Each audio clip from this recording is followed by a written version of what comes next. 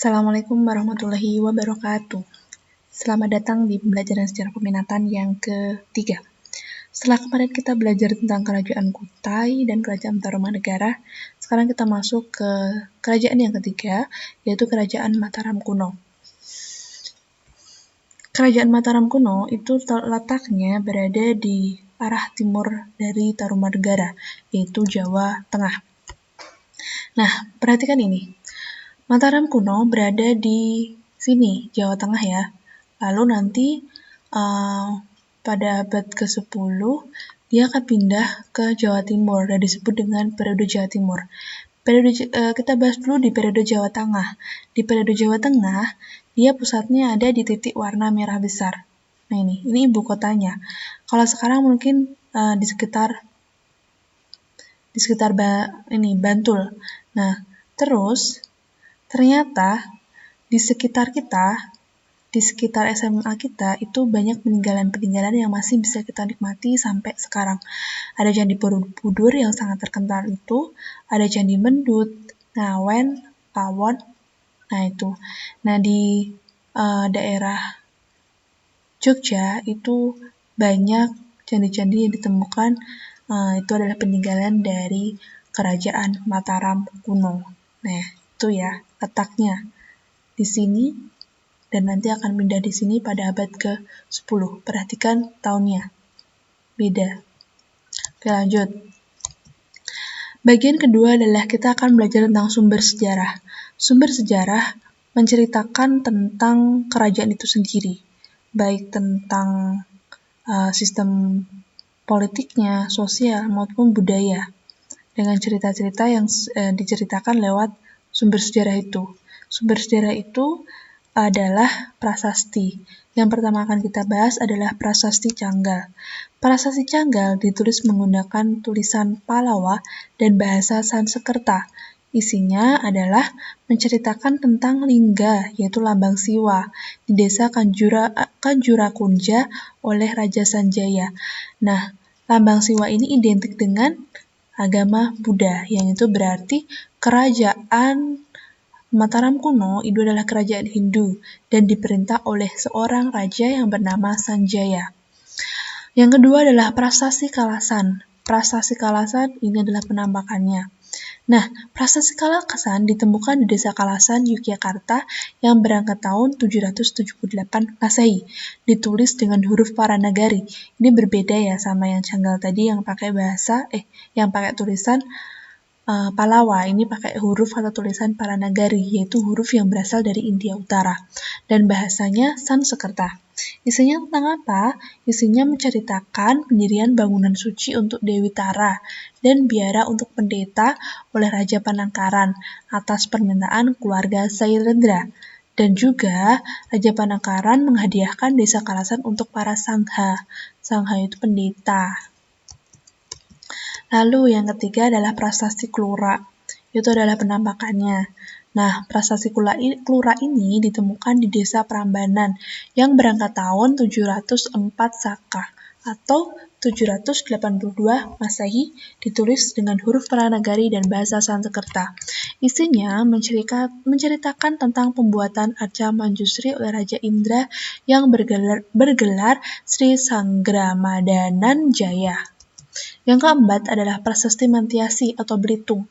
Prasasti Mantiasi ini dia ditemukan di Magelang. Di Desa Mantiasi, Kedu, Jawa Tengah, menggunakan bahasa Jawa kuno atau Kawi. Isi dari prasasti tersebut adalah daftar silsilah raja-raja Mataram kuno yang mendahului Raja Sanjaya. Lalu prasasti yang kelima adalah Prasasti Tukmas, ditemukan di Desa Dakawu, lereng Gunung Merbabu. Ini prasastinya tidak berangkat tahun dan menggunakan huruf Palawa dan berbahasa Sanskerta. Kehidupan politik. Ketika kita berbicara tentang kehidupan politik, kita tidak akan terlepas dari siapa yang memimpin, siapa yang menjadi rajanya. Nah, ini kita akan bahas satu persatu. Raja pertamanya adalah bernama Raja Sanjaya, yang dia sebagai pionirnya dari dinasti Sanjaya. Dinasti itu artinya adalah keluarga. Jadi saat dinasti Sanjaya berarti adalah dinasti keluarga dari Sanjaya. Nah, nanti akan digantikan oleh anaknya, yaitu Rakai Pinangkaran.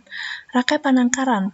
Nah, Rakai Panangkaran pada masa ini terjadi perpecahan dinasti besar pada masa Mataram kuno, yaitu dinasti Sanjaya dan dinasti Sailendra.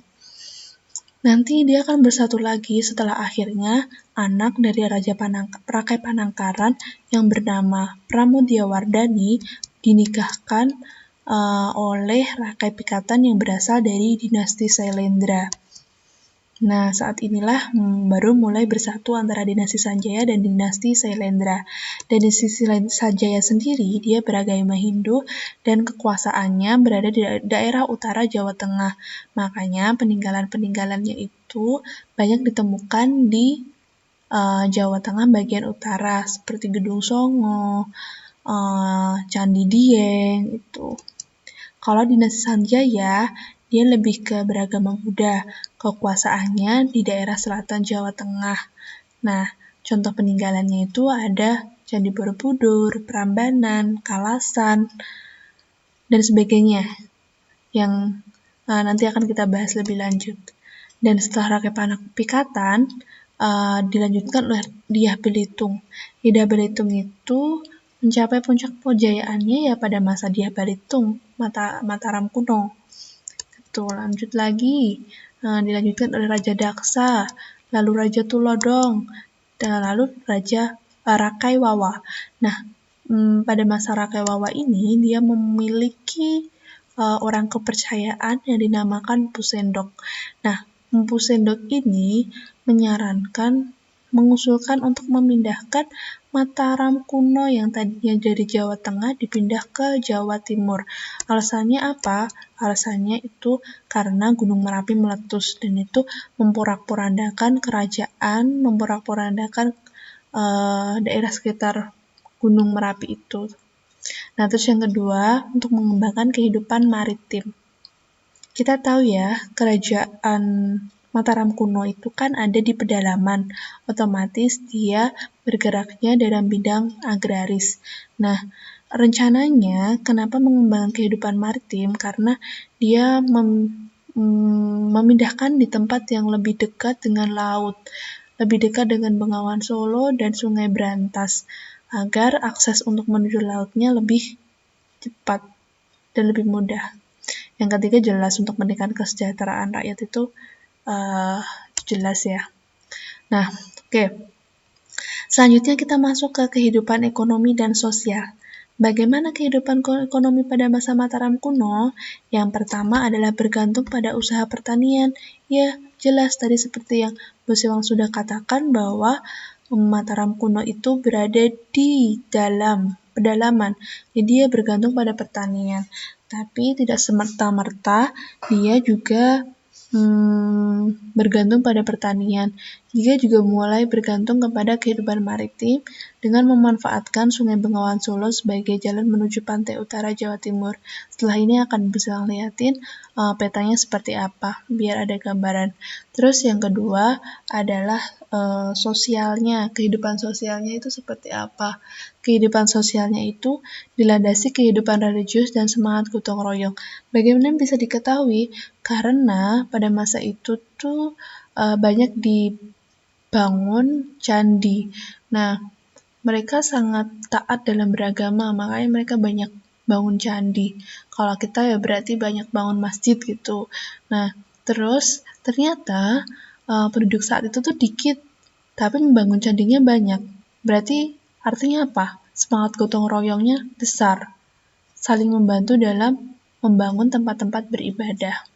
Terus sebelum ini, nah yang terakhir adalah toleransi beragama antara Hindu dan Buddha. Tadi kita sudah mempelajari ya di mana Rakai Pikatan menikah dengan Pramudiawardhani dari dinasti Sailendra dan dinasti Sanjaya yang memiliki agama yang berbeda. Itu pun jadi terpancar kepada rakyatnya yang akhirnya dua agama yang berbeda pun tetap bisa jadi satu gitu.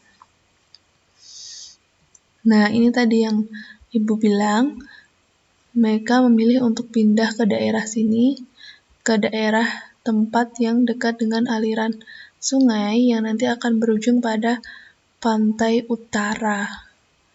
Dan di sini akan mereka mengembangkan kerajaan maritimnya melalui akses Sungai Bengawan Solo dan Sungai Brantas.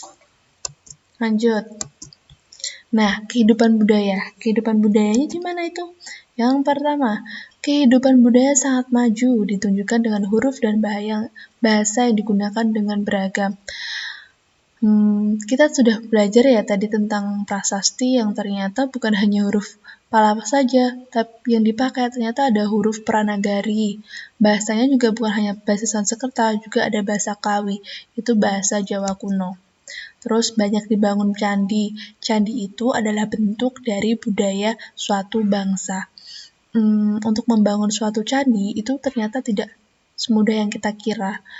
Ada arsitek kuno, dan arsitek itu adalah biasanya harusnya orang Brahmana, jadi tidak orang siapapun bisa. Terus habis itu adalah bentuk dari kecerdasan orang-orang kita pada masa lalu.